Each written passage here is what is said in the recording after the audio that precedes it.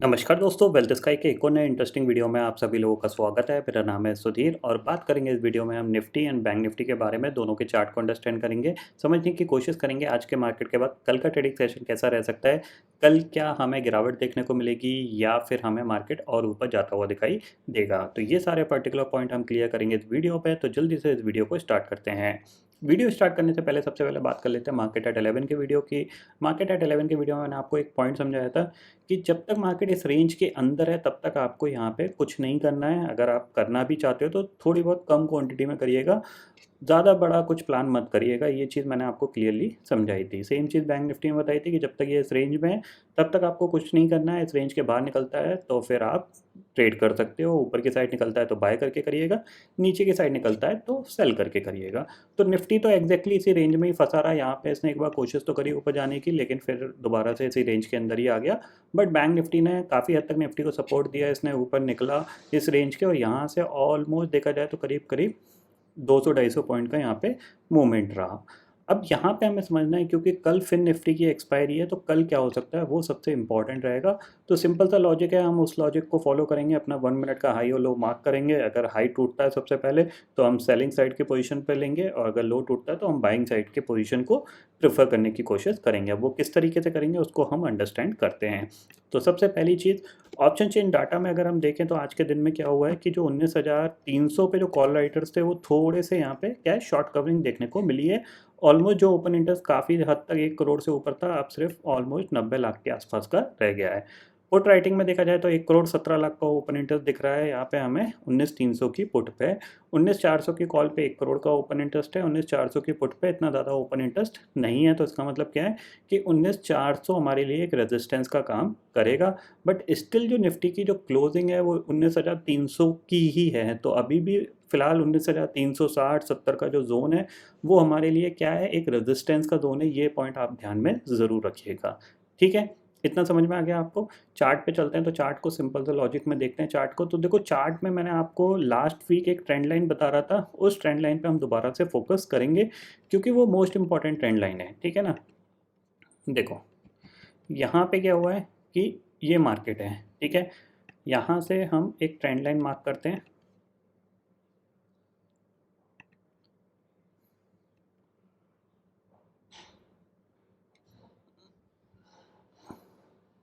ठीक है, ये थोड़ा सा अगर आप एडजस्ट करोगे इस तरीके से तो ये ट्रेंड लाइन आपकी सही आ जाएगी बिल्कुल। और नीचे हमारे पास सपोर्ट के लेवल पे क्या था, ये हमारा सपोर्ट का लेवल है। ठीक है, तो अगर आप देखोगे तो यहाँ पे हमने क्या किया था, यहाँ पे हमने कोशिश करी थी इसको ब्रेक करने की, लेकिन हम ऊपर खुले और हमने दोबारा सेलिंग में व्यू आया और क्लोजिंग हमारी किस में आई, इसी चैनल के अंदर आई है। अब आप देख रहे हो ये और भी छोटी होती जा रही है रेंज। तो कहीं न कहीं अब मार्केट एक बड़ा मूवमेंट देने के लिए रेडी हो रहा है और मोस्ट प्रोबेबली आपको 2-3 दिन के अंदर एक बड़ा मूवमेंट देखने को मिल सकता है, आइदर अपसाइड आइदर डाउनसाइड। ये पॉइंट आपको ध्यान में रखना है। ऊपर कब मूवमेंट आएगा तो ज़ाहिर-सी बात है जब ये इस ट्रेंड लाइन को नीचे से ब्रेक करेगा, मतलब बिना गैप अप खुले एक कंटिन्यूअसली फ्लैट ओपनिंग के बाद अगर ये पॉजिटिव ट्रेंड बनाता है तो चांसेस बन सकते हैं कि ये इसको ब्रेक कर सकता है। तो ऊपर हमारे पास जो रेजिस्टेंस है वो 19,400 का है according to this trend line. तो ये ट्रेंड लाइन काफ़ी ज़्यादा इंपॉर्टेंट है, ये ध्यान में रखिएगा। ठीक है, शॉर्टर टाइम फ्रेम में अगर हम चलें तो हमें कहाँ से अंदाज़ा मिलेगा कि ये ब्रेकआउट दे रहा है। तो जाहिर सी बात है हमें अंदाज़ा मिलेगा यहाँ से जब ये 19,400 के ऊपर ट्रेड करना स्टार्ट करेगा। ठीक है, 19,400 के ऊपर ट्रेड करना स्टार्ट करेगा तब हमें एक्सपेक्टेशंस लगेगा कि ये ब्रेक कर सकता है। मींस 19,400 के ऊपर ये पॉजिटिव प्राइस एक्शन बनाए, मतलब हायर हाई हायर लो का फॉर्मेशन बनाए, तब हम एक्सपेक्ट कर सकते हैं कि ये इसने ब्रेक किया है और फिर ये दोबारा से इस हाई के आसपास जाता हुआ दिखाई दे सकता है। ये पॉइंट आपको ध्यान में ज़रूर रखना है। यानी इसके ऊपर निकला 19,400 के ऊपर अगर सस्टेन किया तो ये टारगेट इसके लिए ओपन रहेगा। ठीक है, नीचे सेलिंग का व्यू हम तभी लेंगे जब ये इस 19,250 के नीचे ट्रेड करना स्टार्ट करेगा, तभी हम सेलिंग का व्यू लेंगे।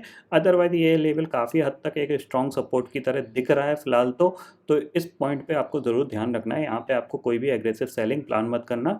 हो सकता है इसको ये तोड़े और फिर बाउंस बैक कर जाए। जब तक ये लोअर लो का फॉर्मेशन नहीं बनाता तब तक आपको यहाँ पे कोई भी एग्रेसिव सेलिंग नहीं करनी है। ठीक है, समझ में आ गया निफ्टी का। बैंक निफ्टी देख लेते हैं। तो बैंक निफ्टी के लिए सिंपल सी चीज़ ये है, 15 मिनट का टाइम फ्रेम लगा देते हैं हम।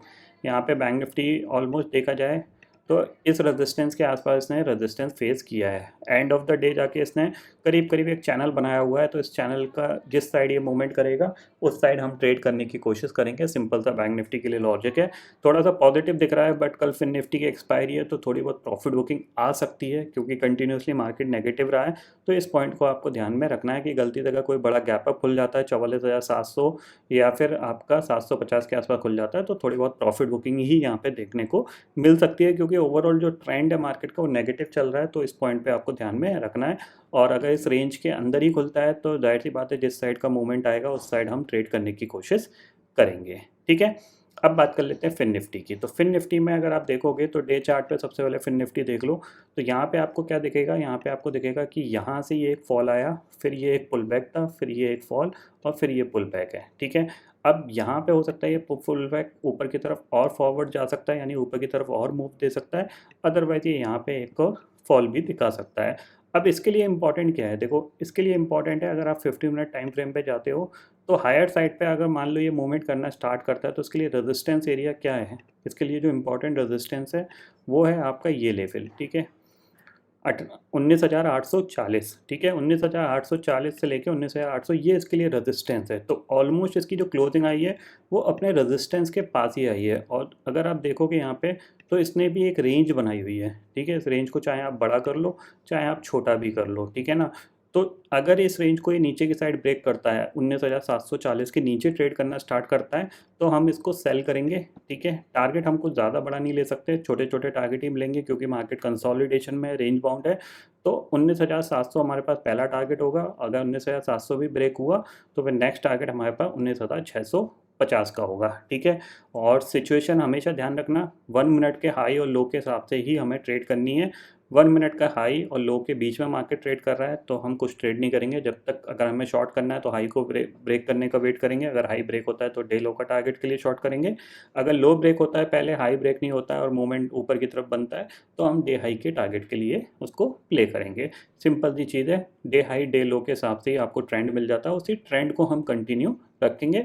बट लॉजिकली हमें जो एक्सप्लेनेशन चाहिए था वो हमें यहाँ पे समझ में आ गया है कि 19,740 के नीचे अगर ट्रेड करना स्टार्ट करेगा तो हम नेगेटिव सेटअप ढूंढेंगे, क्योंकि हो सकता है ये पूरा प्रॉफिट बुकिंग यहाँ पे नीचे की तरफ देखने को मिल सकती है।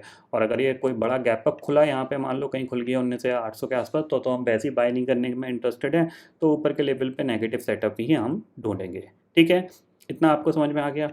ग्लोबल मार्केट के सिचुएशन देख लेते हैं। करंटली इंडेक्सेस फ्यूचर्स में जाते हैं तो हमें देखने को मिलेगा डाउ फ्यूचर करीब 267 पॉइंट ऊपर दिख रहा है। ठीक है ना, अब अगर ये क्लोज हो जाता है तो चांसेस वेरी हाई कि कल हम गैप अप खुल सकते हैं, ध्यान रखना। नैस्डैक भी करीब करीब 100 पॉइंट ऊपर दिख रहा है, तो इसका मतलब क्या है कि there will be the maximum chances कि कल हम गैप अप ओपनिंग दिखा सकते हैं। अगर गैप अप ओपनिंग सस्टेन नहीं हुई तो फिर हमें प्रॉफिट बुकिंग देखने को मिल सकती है। ये पॉइंट आपको ध्यान में ज़रूर रखना है। ठीक है, तो आई होप दोस्तों ये पर्टिकुलर डाटा आपको समझ में आ गया होगा। दोस्तों फिलहाल इस वीडियो में इतना ही है। आई होप ये वीडियो आपको पसंद आएगा। वीडियो पसंद आता है तो लाइक और शेयर ज़रूर करिएगा, और चैनल को जो सब्सक्राइब कर लीजिए, क्योंकि मैं सुधीर लेके आता रहूँगा हर दिन आपके लिए नए नए वीडियो। इसी के साथ शुक्रिया दोस्तों, जय हिंद।